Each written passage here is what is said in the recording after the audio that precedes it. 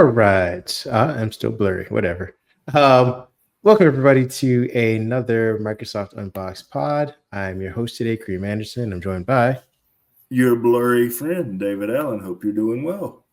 yes, StreamYard's having some issues with cameras today. So those of you who are listening, you're getting the better version of the podcast, I suppose. Um, we are back with some more Microsoft news. It's been a quiet week. They quietly revealed their earnings reports.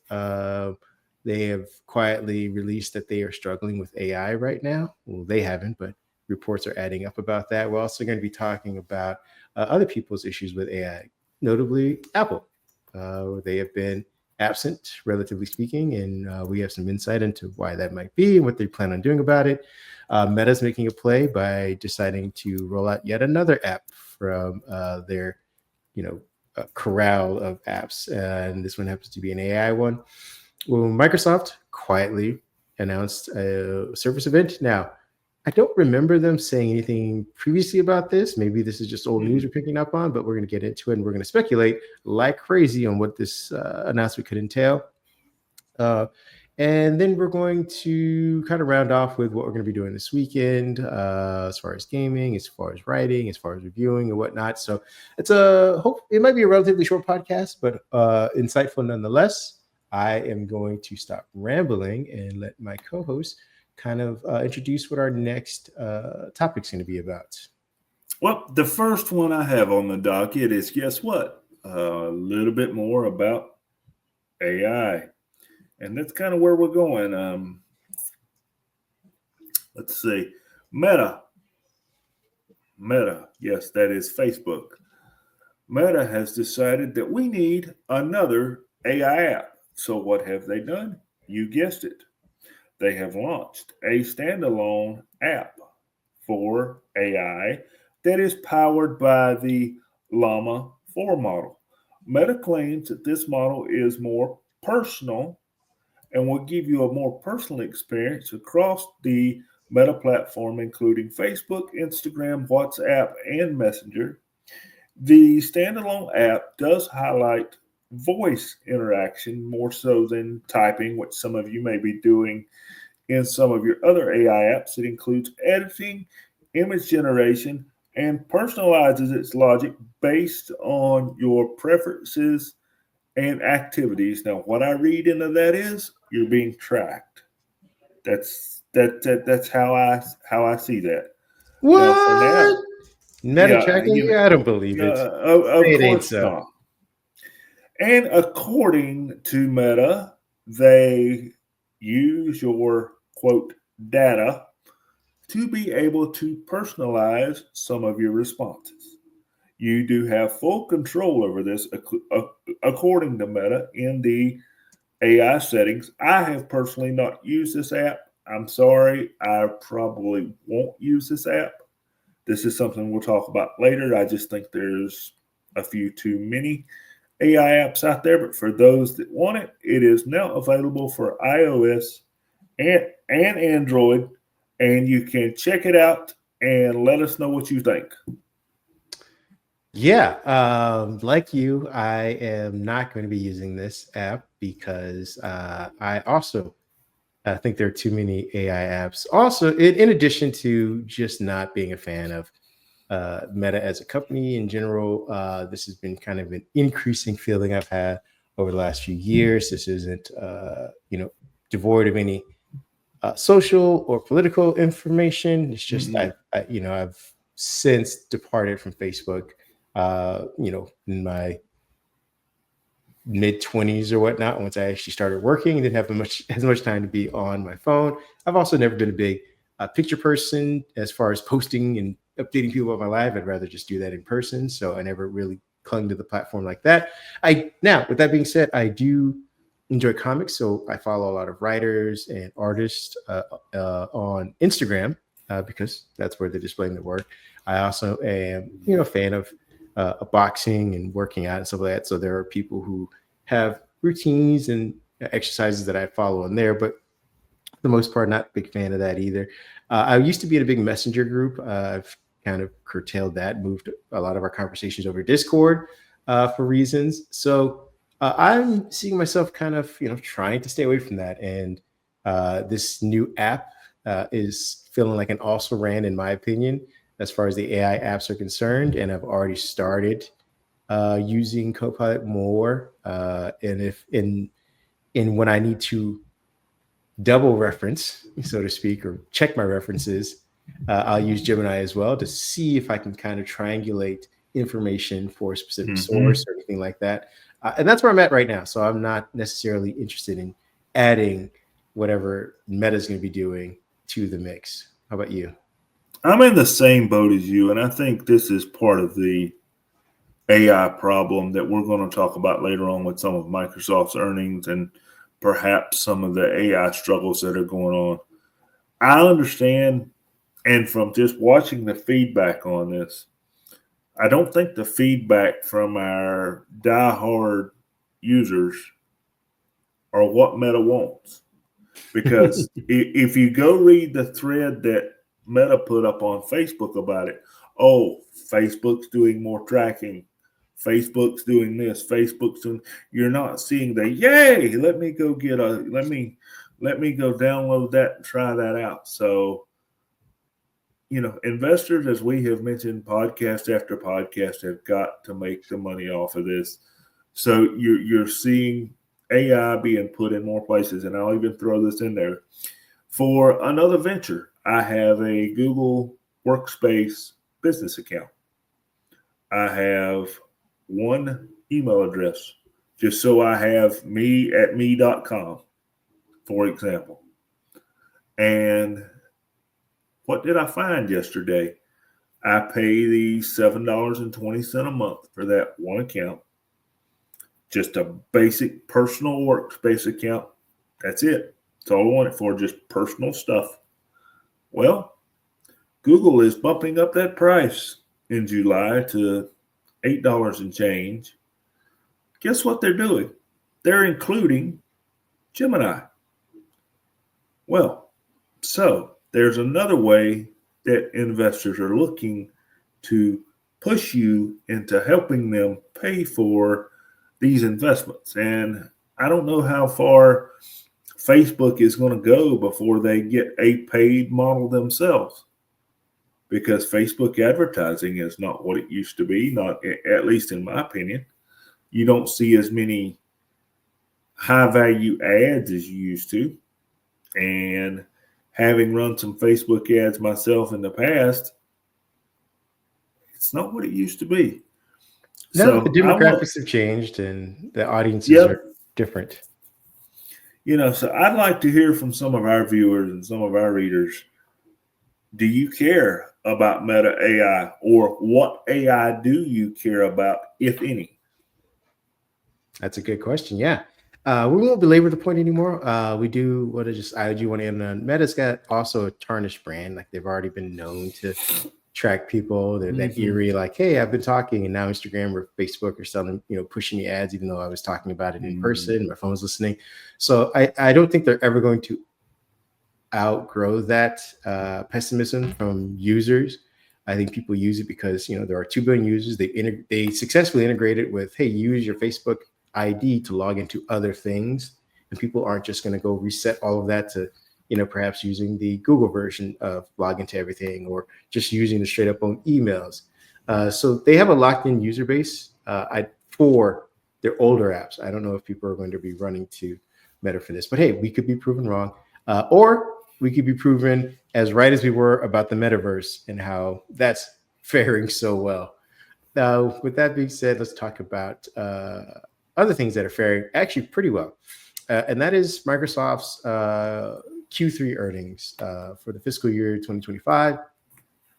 Now, you might be scratching your head saying, oh, aren't we only in Q1 or two? At least if you're looking at the government numbers, we're at Q1. A lot of businesses might actually be in Q2. Microsoft starts theirs a little earlier in the year. I think their Q1 actually starts in that December-ish timeframe or whatnot.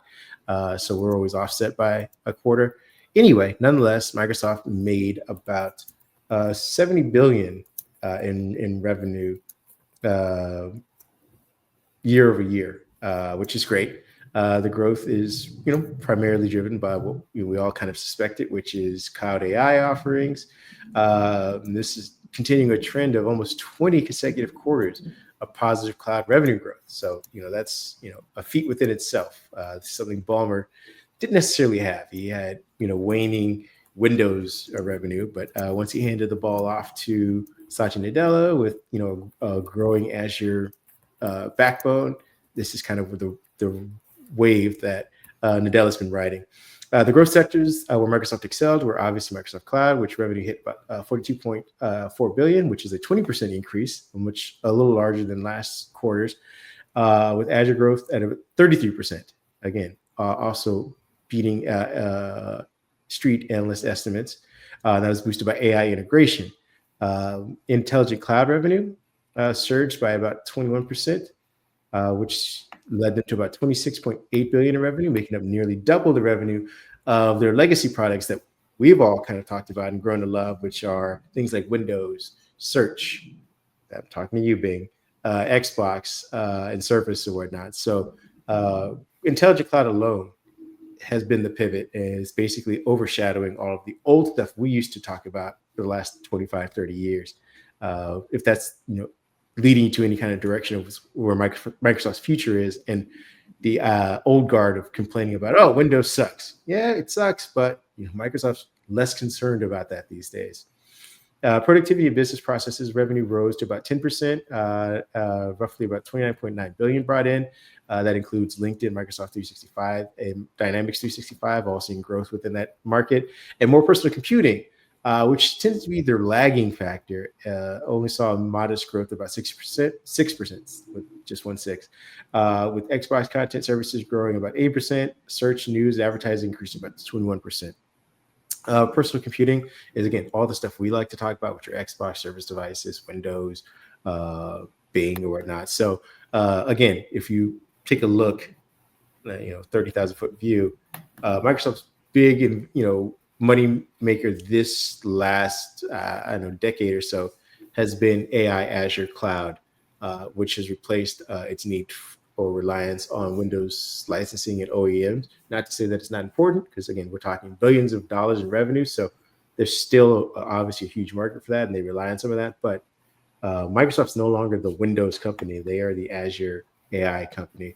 Now, with that being said, some of the challenges they do see ahead are product revenue declining about 10%, which is what they reported. It's going from 17.8 billion in last year's quarter to about 15.32 billion this quarter, again, for product revenue.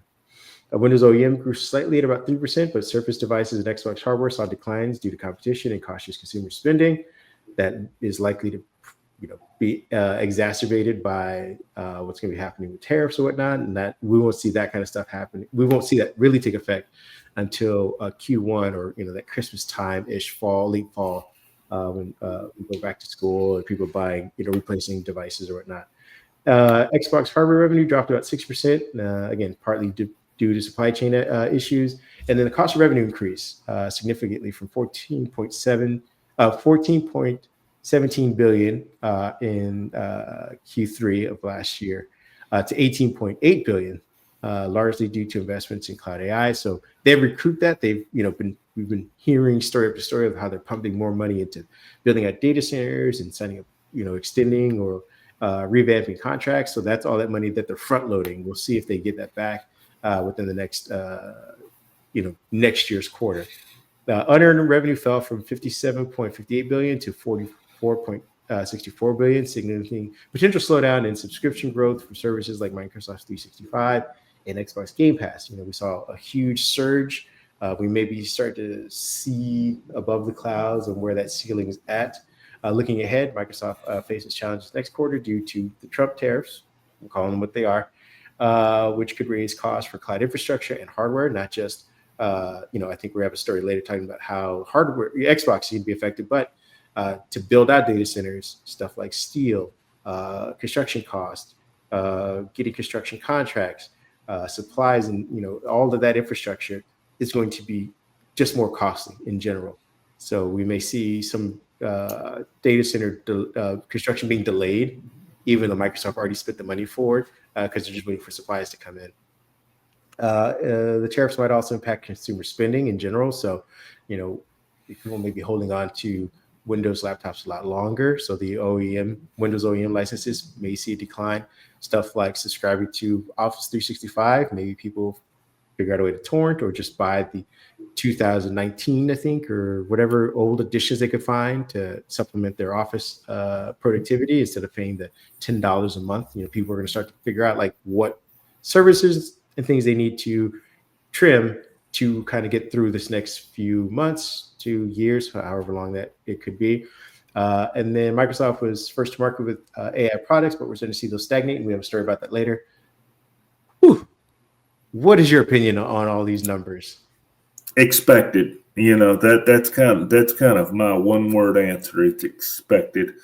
And to your point, I think from the consumer side and even the business side, as you said, Microsoft has made the pivot to being more of a cloud provider and a software provider than just an OS provider.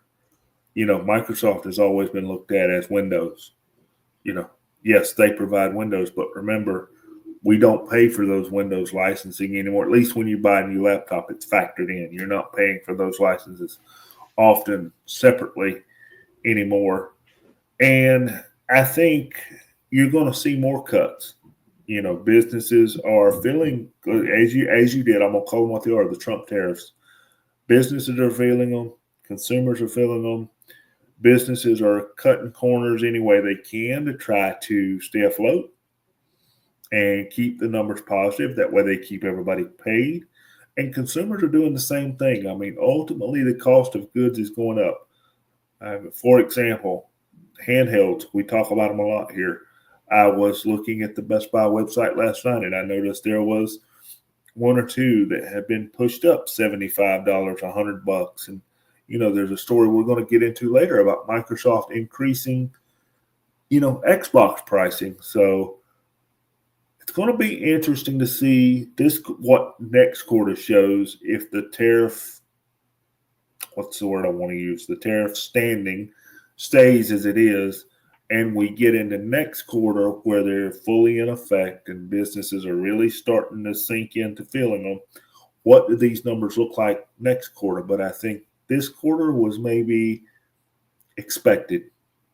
Yeah. To your point, as much as you and I expected it, Wall Street was they were down, and I think it was because of Microsoft's negative tone last quarter. They weren't expecting as much, so Microsoft kind of didn't blow past, but edged out the expectations, which gave them a bump at the in after hour trading.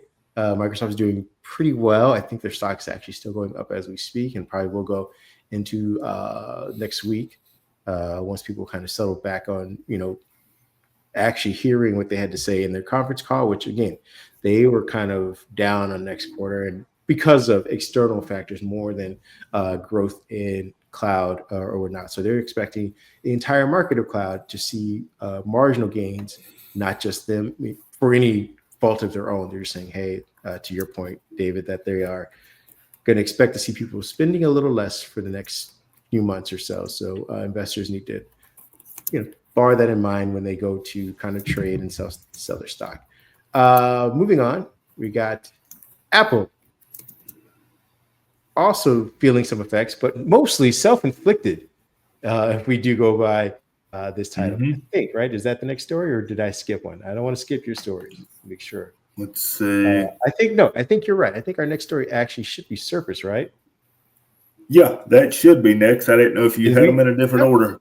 I do have it in a different order. My apologies. We're not skipping anybody here at this podcast. Talk about Surface. That's hard. Yeah, let's talk about this for a minute.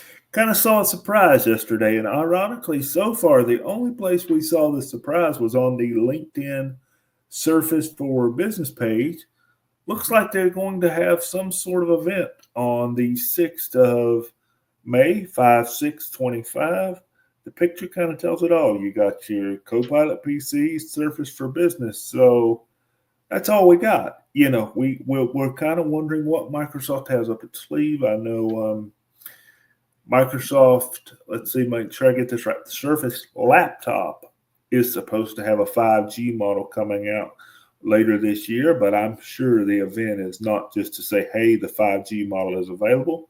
So, are we seeing updated Intel chips in the Surface model? Because remember, the Surface for Business model does have Intel chips. Are we seeing the new chips? What do you think we're going to see here? I don't know that we're going to see a new device line.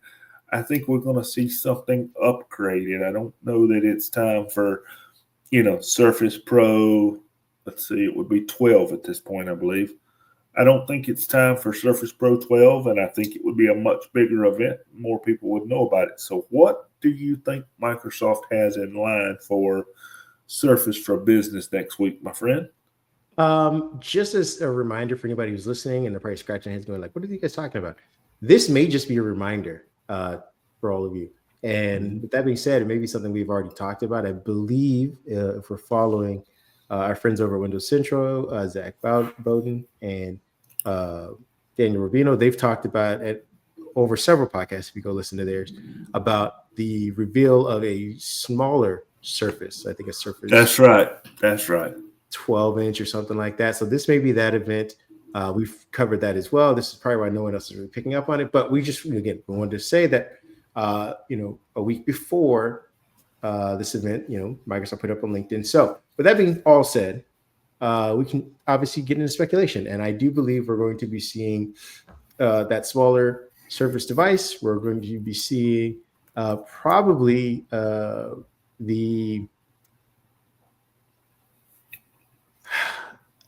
maybe they're going to start testing out, or at least, hinting at or dropping notes about the new Snapdragon processors in these devices, because they just released the Surface Laptop 7 for business and the Surface Pro for business. I don't think they're going to be saying, all right, here's another version of that as well, because we have updated Intel chips already in those devices, and those just were announced was that January, late January, early February.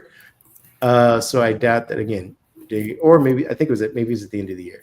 But either way, it's relatively in the last 3 months or so, 3-4 months, they've already announced the 4 business versions. Now we could be seeing hints at, hey, here's what we want to do next with Snapdragon, and it won't be released until June, or maybe later than that.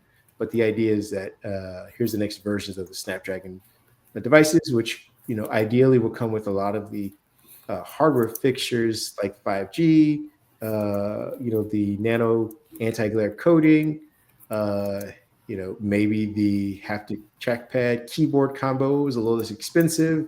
Maybe they, like to Zach's point, they do offer a 12-inch version of the regular Surface, which again, I think they're just going down by 1 inch or so. I don't know if it's going to be huge for people. I'd rather see a 14-inch version if we're going to be doing something like that. Maybe they offer a 14-inch version of the laptop. Who knows? It's weird though. It's weird the way that they're offsetting these announcements by having the business and the regular. What I do want, and I was talking to my tax guy back in California. He's a huge Surface guy, and he was actually asking, when are they going to do an announcement for the Surface Laptop Studio?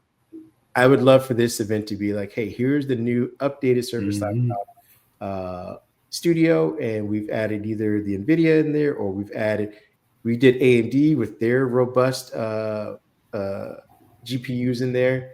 Maybe we figured out a way to tweak some of the Intel ones to give us some of the performance we need from, all of the GPU developments that they've done. Who knows? But I think they should at least readdress that and say, hey, either we're going to continue this line, or we're just going to push everyone to the Surface laptop, and that's going to be your device, and we're just going to beef that up. Maybe they figure out a way to put a GPU, an NVIDIA GPU in that one, and that'll just be the device going forward. But they need to do something with that outlier sitting out there, the Surface Laptop Studio, which hasn't been updated in a quick minute. So those are my thoughts about what that could be in particular. Well, I think they're done with the Surface Laptop Studio as much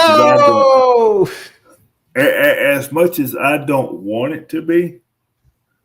I agree with you. I would love to see that device updated. I would love to see it with the AMD 370 that's in the Asus C13 tablet, for example. Can you just imagine what that device would do with just that chip in there and the integrated GPU that's in the chip? They could do a lot of good things with that device. They could really thin it out, change up the chassis design a little bit, and really make a sleek, powerful device. But I've just got a feeling that Microsoft is going to stick with the typical Intel lineup for business. For they understand that some businesses run legacy applications that need those Intel chips, and I think they're going to stick with it. But I just think they're going to be Snapdragon fans for now. You might be right in that we get something with one of the new Snapdragon chips or a teaser or something that's coming on, but I would love it to be the Surface laptop. Let's see it be the Surface Studio Laptop 3, wouldn't it? Yes, it would. And that's what I'm saying. I think they could figure out a way to consolidate if that's the plan. Maybe introduce the new hardware, which is just thicker versions of the current ones, which will be known as the studio versions. So instead of having this, and again, I enjoy it. I love my Surface Laptop Studio, and I love that unique design. And I know it has the hinge and it's has the screen or whatever. But think about this. Just speculate for a second. Okay. That they make the Surface thicker, like the Asus. What is that Asus tablet called? Z13. You make it thicker like the Z13, and you give it a 14-inch version of that. So you have your fans, and now it still does the reticulating screen thing where if you're an artist, you no longer need to flip it or have an extra hinge. It just has the hinge that's already built in. You're used to that design. That is its pro thing. And you start that's your new studio. That's the Surface Pro Studio. And then you I make your would be Surface all for it. laptop you make your Surface laptop a little thicker at the bottom. Instead of having the wedge design, you even it out like you do like a MacBook. Put a little more ventilation in that, and you say, "Hey, this is our Surface laptop studio, and that's our Surface laptop, which is the wedge design." And from that point on, you only need to mill out those two designs going forward. You don't need you no longer have a third one that's an outlier, and obviously beef up the port selection. So again, now you have two designs and two different branding initiatives: Surface Laptop, Surface Pro, Surface Laptop Studio, Surface Pro Studio. And that's where you go going forward. You get rid of the Go's, you get rid of the outlier hardware that needs its own special thing, and you start churning out those, and you can just change, swap out the configurations as need be. I don't know. Again, That I'm not a that manufacturer though. that would make logical sense because looking at the current lineup of Microsoft hardware, there's not really a top end machine. The difference between the Surface laptop and the Surface Pro tablet, let me make sure I get all this right, is haptic touchpad or not. That's kind of the big difference. Assuming you don't buy the breakaway, that's what I'm gonna call it, the breakaway keyboard there that does have the haptic touchpad in it for the Surface. That's really the difference between the laptop and the Surface Pro, other than the form factor is, haptic touchpad or not. And they really don't have a top end machine that says, come video edit on me, come do some gaming, come do Well, some that was the 3D laptop modeling. studio, but they don't market it. Right. And that would be a good place to put it. And I think you've got a good idea there with changing the design and just keeping two SKUs running of Surface Laptop Studio and Surface Pro Studio. I think so. Hopefully, which again, it makes more sense, which means Microsoft's not going to do it. So we're just throwing ideas into the wind. We're going to move on to our next topic, which will be what are we talking about next? Apple having an identity crisis. This is something, yeah, this is something I wrote up this week, and it isn't mine. It isn't exclusive reporting. I think everyone's kind of talked about this, but Apple is deciding to restructure its AI division. Now, this is a division I believe that they just kind of fostered and developed about 2 or 3 years ago, at least publicly, about 2 or 3 years ago. 2 years ago, I want to say. And it's already having to be dismantled and kind of broken up and separated.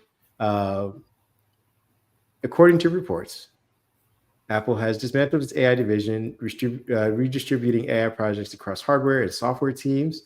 The Siri development now falls under the software engineering group, while robotics has been moved to hardware engineering.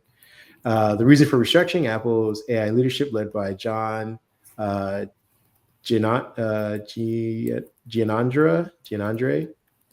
since 2018, faced delays and underwhelming performance. Siri has fallen behind competitors like Alexa and Google Assistant.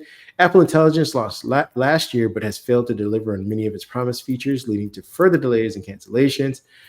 We've talked about here on the podcast about how Apple came out with this, cool, witty branding of AI to mean Apple Intelligence and all the things it was going to do. When I think the iPhone 14, if I'm not mistaken, was released. They said that most of these features wouldn't come out until Apple iPhone 15, ironically. And again, we all saw this as kind of them just scrambling to catch up, because everyone had been talking. At least Microsoft started a conversation about AI. Google quickly jumped out with Bard, that pivot to Gemini, and has been relatively successful in doing that transition. Amazon's talking about AI. Salesforce is using AI a lot. So everyone's kind of moved quickly into that sector. Apple, we thought was going to do its, own slow moving thing that it normally does, but it seems like even internally the slow moving thing is impacting the division. There's been impact on AI development. The restructuring may cause further delays as teams adjust to the new roles. A decentralized approach to AI could slow down Apple's ability to compete in a fast-moving industry, because again, they're separating AI development. It used to be housed under one project or under one banner with a bunch of teams under that mode.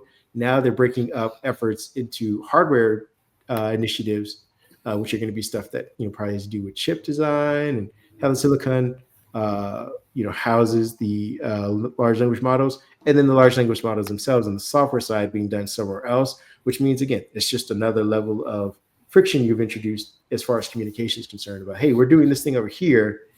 How does it work with your thing over here? Now I got to get up out of my office, go across the building. And again, they work in a loop. So they're not right next door to you. You're walking a mile or so to get to the other side to talk about, hey, this is the new thing we're working on. And again, your timing's off because you're working with your team and you have internal deadlines saying, hey, we need to get this done by May 15th. Little did you know that across the building, the hardware side are saying, hey, our delivery deadlines aren't until June. So you guys can sit on that for a month if you want. We're not going to be able to implement it at all. And now you've kind of screwed everything up when it comes to delivering on time, at least as far as the consumer is concerned. Now, while all that's being said, their competitors like OpenAI, which is again moving very quickly ahead of even Copilot, which is its Irish twin cousin. It's moving quickly. Google is moving very quickly when it comes to updating features and implementing stuff, especially the mobile side. And then there's lesser known products like DeepSeek, which are still helping to innovate and improve features for all these other platforms. And again, all of this stuff's moving while Apple is kind of just figuring out how to restructure, not even put forward new ideas and new concepts. They're just kind of like, all right, we're going to blow everything up and start from ground zero. What are your thoughts on that? This is kind of what happens when you control the software and the hardware. I think there's two different ways to look at this. Apple has always been a closed ecosystem. They control software, as I said, they control hardware. When one of those gets out of sync, it impacts everybody. And then the second part of that is, again, Apple Intelligence. They want to do their own thing. They're behind. There was discussions that they were using Google. There was discussions that they had partnered with ChatGPT. And maybe Apple sees something that we're getting ready to talk about. Apple has always, I used to be an Apple user. Let me back up and say that. I was an Apple user for 10 years. I had the Apple iPhone, the iPad, the iMac, the MacBook. I did it. And in my thoughts and feelings, and I still feel the same today, Apple is always a step behind everybody else in most. But when Apple does it, they do it right. But when you see a headline like this, it makes me wonder if Apple is sitting there watching AI going, eh, eh, eh, I'm not sure. And I feel, I agree. I am not gonna, put Apple down on this. They're not sure. So the software team is over there. Do we work on Apple Intelligence today? What direction do we want to go? The hardware team's over there. Hey, we've got the M5 and M6 chips ready for internal testing. What do you want us to do? Well, the software's not ready. Well, why is the software not ready? Well, we're not sure what AI is going to do yet, so we really don't know what we're going to do with Apple Intelligence. So then things start backing up from there. And it creates this problem that Apple has got to work themselves out of and really decide what directions are they going to go, what are they going to cut, what are they going to use, and how are they going to use it. And I'm just not going to fault Apple here much on Apple Intelligence because I'm wondering what's going to happen with AI. What direction is it going to go? Who's going to use it? How's it going to be paid for? How's it going to change if it's not paid for? What's the impact on my pocketbook going to be? And I feel that for Apple because anything they put out in that OS has always been theirs. It doesn't cost them. Well, now for every Apple product they sell, there's got to be a data center behind it somewhere to answer those Apple Intelligence questions. That's got to be paid for. So it's kind of like you're including a paid service, or let me rephrase that, a service with an expense behind it, more so than the login to your iCloud. So everybody's wondering, what are we going to do? I get it. I feel the same way. Yeah, I think I mean, everyone's still trying to definitionally approach AI. They're all trying to figure Mm-hmm. out this is the defining app, this is the defining service for AI. There's a story I wrote earlier this week about AI slop kind of taking over and turning everybody. A lot of users sour on just the mention of AI in general, and so they could be biding their time. But I think internally, from what we're hearing, this has nothing to do with we're gonna go our own way. If they're restructuring, they've identified a problem that they are having. It has nothing to do with outside influences, so to speak. They aren't looking at the market going, hey, this is a bubble. We don't want to be part of it. We don't waste money. This is more, we want to do something.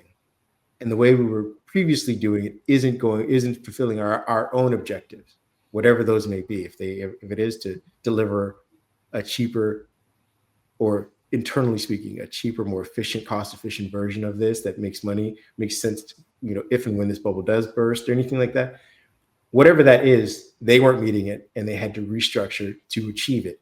So they've already hit a snag internally for whatever the processes were, or whatever they feel like that they need to do going forward. And again, maybe they're ahead of everybody by saying, all right, while everyone else is rushing to put it out and not worrying about, the long-term effects of the way that they're currently developing it, we are going to do that before we start putting something further out. That could be a plus or a negative, but I think it at least shows that Apple, before they've even gotten their name in the conversation, is at least stumbling to regroup, reset, and reintroduce maybe something even better down the road. And I don't know if that's going to work out well for them. I think we could be having another moment where we have Apple Vision, where everyone else has tried and tested the water by the time Apple released it and said, you know what, AI was a bubble. We all wasted money. This wasn't going to go anywhere. We've moved on to something else. And then Apple comes, hey, guys, Apple Intelligence is back. People are like, yeah, we did the AI thing. We're good, guy. You can go ahead and waste your money on that next project again while we all move on to the next thing. And I want to throw it. I'm gonna throw just a little bit of shade on Apple here for just a minute. There's always been. It continues to come up. I saw a post about it a week ago. Steve Jobs, the man at Apple, the man that made Apple what it is, in my opinion.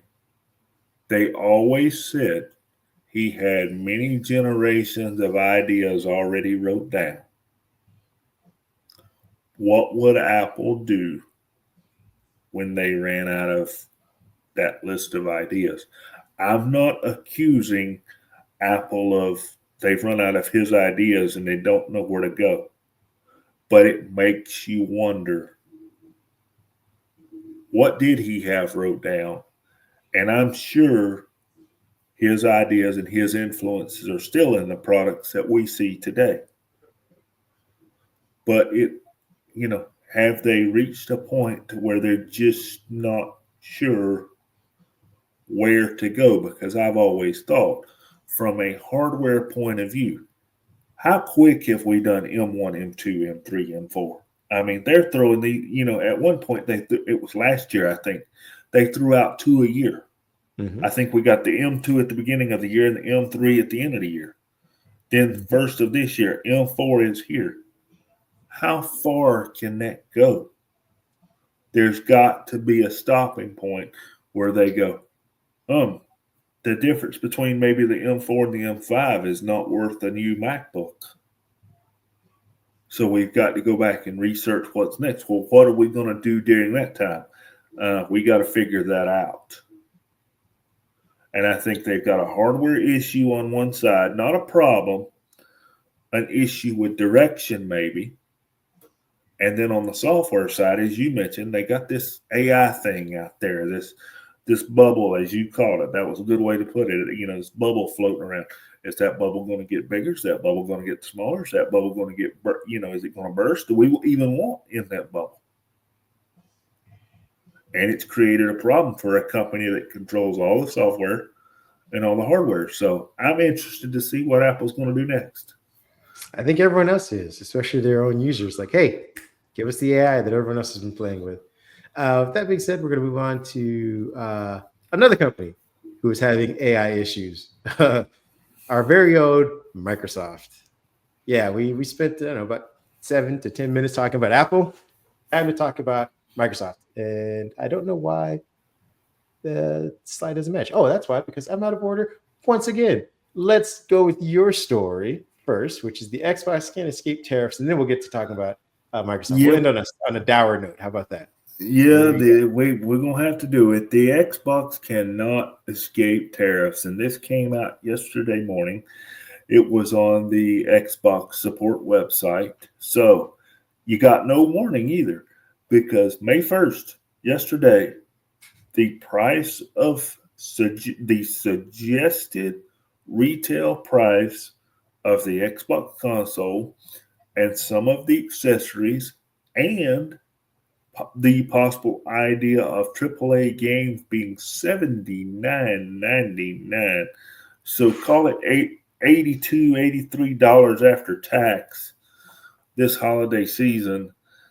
Just to give you a quick rundown, the Xbox Series S 512 is up to $379. The Xbox Series S 1 terabyte is $429.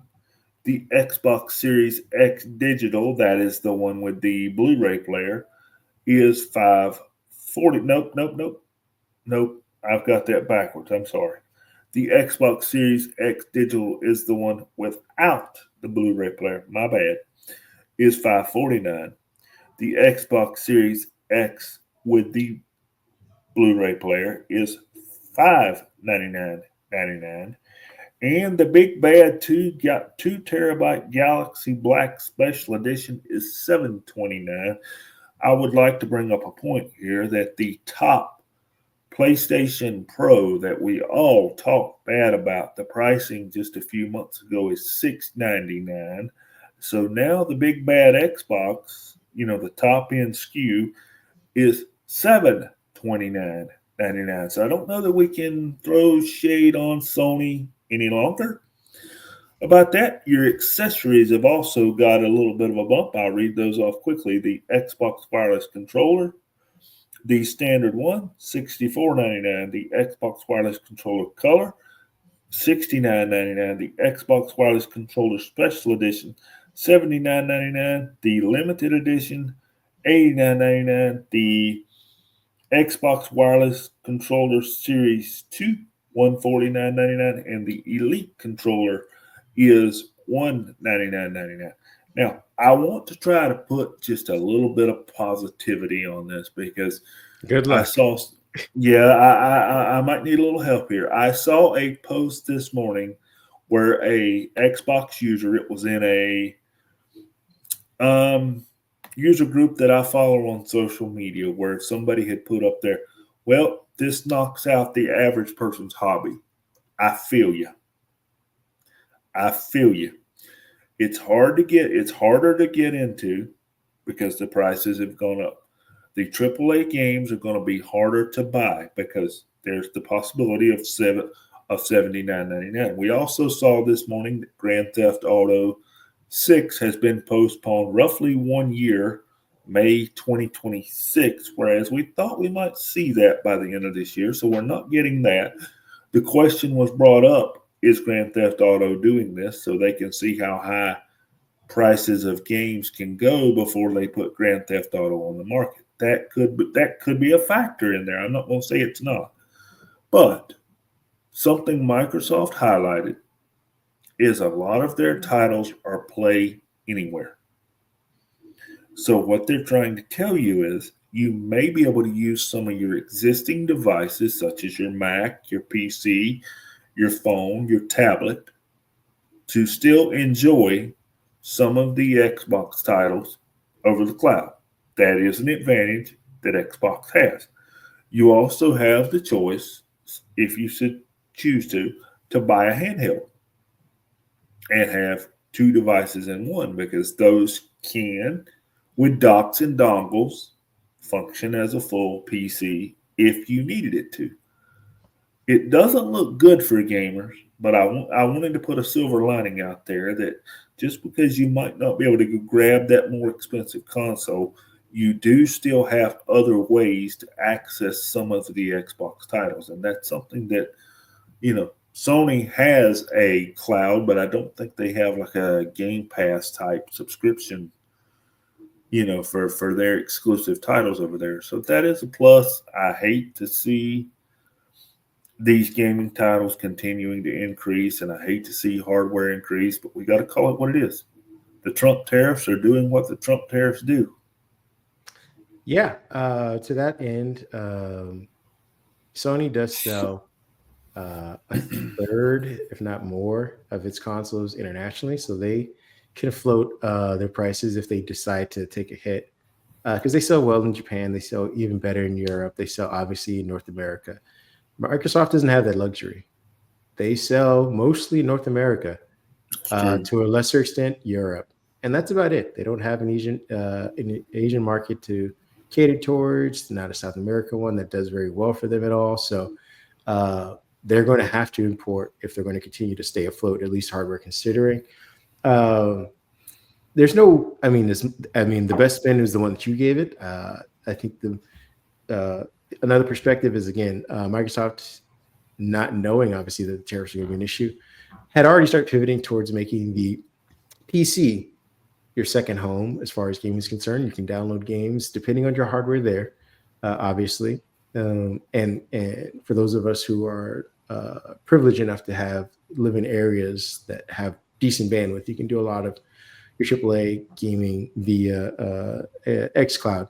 But for a lot of people, you may find your investments in the future, the next few months, stocking up on maybe your GPUs and just using your current setup. Instead of going out and spending for a new console, you make some tweaks to your current setup and you can continue to game through whatever this turbulent time is. It's unfortunate for everybody. I do expect to see. I think we already saw Sony raised their prices and everyone kind of laughed on their end. If they raise it even further, we'll definitely know it's due to tariffs, or they're Mhm. just going to take a hit. But they'd already raised their console. They'd already started playing around with $80 games. Microsoft thought they'd be a champion of gamers by staying relatively $10 cheaper or whatnot. They obviously can't do that anymore, especially with their hardware sales lagging as much as we reported in the last few sections ago about the quarters. I don't now. The sad part is, usually when inflation hits like this, at least in North America, it doesn't go back down. We're not gonna, this is the new norm going forward. It isn't like Microsoft's going to say, all right, now that the Trump tariffs have receded or the tariff war is gone, we're going to go back to $70 games. We're going to go back to a console that is, $500. No, going forward, your baseline are going to be these new prices. Now, this may force everybody to say, you know what, screw this. I'm just going to buy an Xbox controller, use a Fire Stick, and play games that way. Microsoft still wins. They still get the $30 from you if you are, or $24 or whatever from you from Game Pass, and that's where they'd like to see you. On that end, Sony would take a much bigger hit until they can get their cloud up and going, saying, all right, well, no one's buying consoles anymore. Or they've all pivoted to handhelds, where Sony does have a presence because I think they do allow some of their PC games to be play, or some of their games to be PC versions. But Microsoft and Steam have a much better position there. So we'll see how this affects the gaming market. We're going to keep an eye on it. We're going to get into our last topic, which is Microsoft faltering when it comes to Copilot. We talk a lot about Copilot on this Oh no. but I mean, to our credit, we are never real uh, blind champions of it. We always come at it with an asterisk, saying that as much as we love using the product itself, for our own personal gains, we understand why people aren't enthused about it for various reasons. We also pointed out our own issues with what feels like stagnation when it comes to features comparison, especially when you compare it to Gemini, which is just pumping out stuff left and right. The positioning, as far as when it comes to mobile, they don't have their own operating system to embed all of the stuff with, so it has to be a user's choice in order to go with Copilot over Gemini, especially if you're using a Samsung phone or a Pixel phone. The way it's integrated, they don't have the 3-stack, tablet, desktop, phone like Apple does or anything like that. So Microsoft's finding themselves, I think, as reporting is concerned, stagnating for whatever that means for anybody. Mustafa Suleyman was hired in March 2024, was brought in to revamp Microsoft AI. They gave him his own business. It's just called Microsoft AI. He's in charge of that. He's, while being in charge of it, he's overseen what we would call relative stagnation when it comes to usage, not just feature releases, but usage in general. Microsoft CFO Amy Hood reported Copilot has around 20 million weekly active users, while OpenAI, which is again the company that develops the large language models that power Copilot, has surged to about 400 million weekly users. Microsoft said they wanted to make Google dance. Well, Google's dancing. They're finally starting to get their rhythm. While they were doing that, it seems that OpenAI just kind of slid right behind both of those guys and is taking the lead.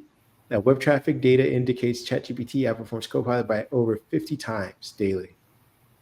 Microsoft's history with AI started with their integrations with OpenAI. They invested heavily in it. They've since kind of pulled back, at least publicly speaking, about their investments in there. They've also decided to kind of go at it their own with they're creating their own small language models to kind of wean themselves off the reliance of ChatGPT, especially when ChatGPT does have releases that are kind of that falter here and there. They're not reliant on that. Microsoft paid about $620 million for non-exclusive rights to Inflection's AI models, plus $30 million for hiring rights. So they brought over all the people that should help Suleiman, kind of raise the profile of Copilot. And again, we are talking about moves that are, months or years to develop. So who knows what we'll see coming out during build. Maybe they have a whole features list that'll help them catch back up.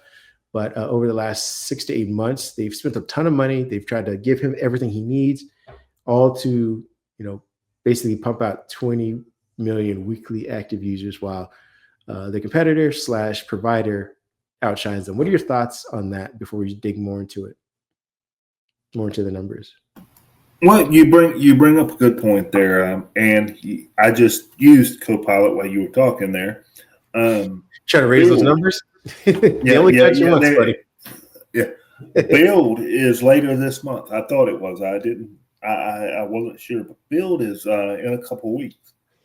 So we may see what some enhancements there for Copilot might be. But I think, as you mentioned, numbers are still not where Microsoft wants them to be, and I'm not sure how to get them there. I'm just going to be honest. I'm not sure how we're going to get those numbers there because two things have to happen. There has to be the killer feature that says you need Copilot and not go to Bing.com or Google.com and just type it in. And two, people have to be willing to pay for it inside of the economic times that we're in, just like we just discussed with the cost of things rising. And I just don't see consumers taking that choice. I mean, we use AI on a daily basis. We're tech related. We understand our niche benefits of it. Absolutely. But I think there is a problem, and it's just not Microsoft's problem. I think everybody is going to hit this engagement problem at some point because I saw a commercial. Oh, shoot. When was it? Last week during the NBA playoffs. That's where I saw it. It was during a Lakers game. It was a Google Gemini 30-second, 45-second little commercial there showing what Gemini could do for you. That was the first Google Gemini commercial I had ever seen. And maybe that is something that Microsoft can consider. They used to do little Windows commercials or cameos or whatever of Windows versus Apple, and Apple did a few back of Apple versus Windows. Maybe if they get it out there while people are watching these things, they get that engagement. But again, we're still waiting on that killer feature that makes somebody want to say, yes, I need Copilot. I need to use it. It needs to be a part of my life. Here's your subscription fee. And we're just not there yet. I'm hoping it wasn't that Gouda commercial that they did in the Super Bowl, because that one was so misleading that I'm surprised Google would put that out. It had some question about what's the most commonly used cheese in the world. They said Gouda, and people are like, what? If anything, it's mozzarella because everyone loves pizza. But nonetheless, the actual facts of that commercial were way off, to the point where it feels like they put in the prompt and then just said, release the commercial without even fact checking. To that end, yes, they do need to market it more. But we also need to consider that we are looking at it from the consumer side. Where Microsoft needs to make their money, make their inroads is business. And the idea that only, we'll say we're being generous, we're being lofty with these numbers. And if it's 90% of businesses are using it, that's only, 19 million people a week from businesses using it. Whereas ChatGPT is 400 million. And who of that divide, I don't know which one's business, which one's consumer, but I would assume more businesses are buying into it because it's easier to integrate and kind of show a better return on investment for people who have to pay for this thing. And again, maybe it's 200 million per business per consumer, and they have an even split. But again, I suspect it's more businesses. To that end, that is still 4 to 5 times more businesses using ChatGPT than they are Copilot, and that's where Microsoft should really be worried. They're never going to win the consumer side because they don't have as many consumer integrations available. Not everyone's in love with Windows. Not everyone has a Windows phone. No one uses a Windows tablet. There are no Windows apps that provide entertainment like Apple TV or Google TV or Chromecast or YouTube, anything like that. There aren't a lot of services from Microsoft to say, hey, we'll tie our AI into this consumer thing. They have Windows. And again, like we just said, not everyone's in love with Windows. They use Windows. They rely on Windows. This isn't something like but businesses. And if you're being beat 3-1, 4-1 by ChatGPT in the business sector, you should be really worried and concerned about that because that's going to be hard to overcome. I don't know how many people in businesses are using Google Gemini or paying the upcharge for it, but that's also another competitor that you have to be worried about. ChatGPT is becoming the AWS to Microsoft's Azure, at least when it comes to AI. And again, they could find themselves in a comfortable second position, but they started, relatively speaking, they started this conversation. They got out ahead. You don't want to be an also ran when you've done that, and you also don't want to get to a point where you have to drop out of it because you've fallen so far behind. You become Cortana, you become Windows Phone. You don't want any of that. So we'll see what, again, they have it built. They've also introduced a few things that I think are great for businesses, as far as, like I said, the being able to kind of summarize PDFs and turn them into podcasts, and where they organize spreadsheets and make visualizations. That all works very well when it comes to reporting. Now they just got to figure out a way to get businesses to adopt it more. Like they force fed everybody Teams. They're going to have to kind of do that with Copilot, I suppose. Well, there's also, if I don't know the difference, or even if there is a difference, if you've got and maybe you can tell me, if you've got a Microsoft on the consumer side, if you've got a Microsoft 365 subscription, you sign in to the Copilot app on your Windows device with that login. Now, my understanding is the only reason you sign in is so it can track your questions and answers over on the left-hand side. So I guess if that's true, the other option would be go backwards, like a subscription model. Ask it a question, or a two-part question, or subsequent responses. Well, you must have a subscription to continue. I would hate to see it go that route, but that may be the direction it has to go. And the other issue is, like we talked about at the beginning of the podcast, companies often have different ecosystems that they work in. Just because they're using Office 365 for their sales report doesn't mean they're using 365 for their email. They may be using Google Workspace, and you've got Gemini over there. So it's kind of like the Android Apple argument. People have always said Android's a fragmented ecosystem. It's not the same between devices. Whereas Apple is pretty much uniform. And I have run across that in my own practices. For example, you take the new Samsung S25 phone. It has a button on the side just like an iPhone. You press that button, you can default that button to Gemini. What if I could default that button to Copilot and then be able to reference the things that I did during the day on my PC? Now you give me a subscription fee. Now I'll use it because my life is following me throughout the day from device to device. I don't know how, Microsoft gets the rights to use that button, or even if they could. But that's where I see an issue, because I use Google Workspace, as I mentioned earlier. Gemini pops up over on the right-hand side. Fantastic. It has no idea what I told Copilot in Microsoft Word, or what I asked Copilot to do earlier. So I have to start over in Gemini or carry on two different conversations.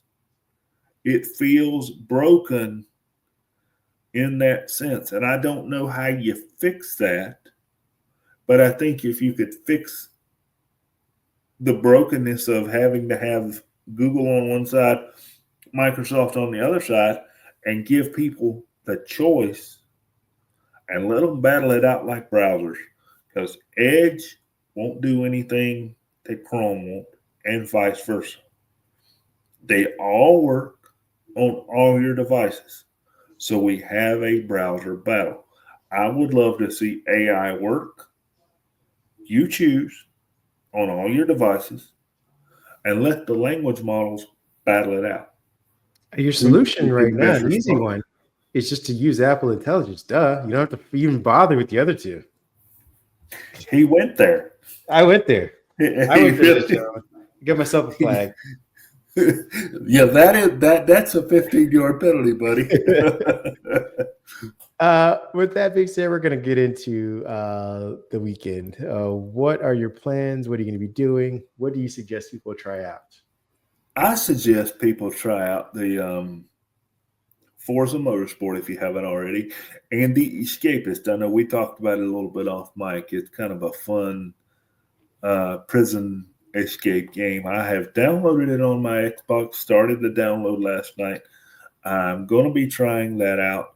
Weather this weekend here in North Carolina is not terrible, but it's going to be questionable. So I will probably be in a corner somewhere on the couch with a Legion Go in my hand, streaming or gaming something attached to a USB-C cable just so the battery doesn't die. And I do have a review to clean up for you guys, do a little proofreading, make sure I haven't combined my notes with my review. So I will have a Think Book review up for you guys next week. I'm going to get that finished, get my pictures tweaked a little bit. Other than that, hopefully a pretty quiet weekend. What about you? You got any wild parties, adult beverages, doing something with the kids this weekend, or a little bit all the above? I will be doing something with the kids. They have plays and a recital this weekend. It starts early Saturday morning, which means that probably late Saturday afternoon, Saturday evening, I could be free to play some video games while also drinking a beverage. I'm still doing South of Midnight, but I will probably download this just to add it to my library and play later on because I've enjoyed the escapist games. They've always been fun. So I'll be doing that. Watching some NBA playoffs. My team got eliminated earlier, yesterday, day before Yeah. yesterday. So I am just now watching for the fun of watching, which is I guess the best way to watch it.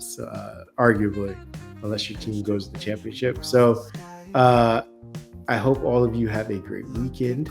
I hope that everyone enjoys what they're going to be doing and whatever weather they are, whatever environment they're in. We hope to see you guys next week. We'll be covering whatever information comes out from the surface of it. We'll be writing about it. If we can get some video from it, we'll also be putting that on the website. Where can people find you if they want to hang out with you this weekend? David PHA 1978 on Blue Sky. I did sign into the X account this week just to make sure that nobody had left Oh, still anything flirting over. with danger. No, just to make sure nobody had left anything over there, and nobody had left anything over there. So people are figuring it out. David PHA 1978 on Blue Sky. That is my hangout of choice. And where are you, my friend? I know you're in a lot of places. Mostly Blue Sky as well. At Happy Hope, you can find me there. Occasionally, I'll drift over to Threads. Like I said, get lost every now and then and wander back over to Blue Sky. But that's mostly where my engagement's at. If you want to talk politics or you want to talk comics, I'm also going to be reading a lot of comics. For those of you who are interested, it is Free Comic Book Day, so find your nearest comic book shop. And again, if you're like me and like to have cheap entertainment, this is probably the best way. Go get yourself a handful of, and I think you can get up to maybe 5 to 10 comics for free. So that's another thing you can do this weekend. I hope you all have fun, and we will see you next week. Thanks for hanging out with us. Thanks, guys. Have a good weekend.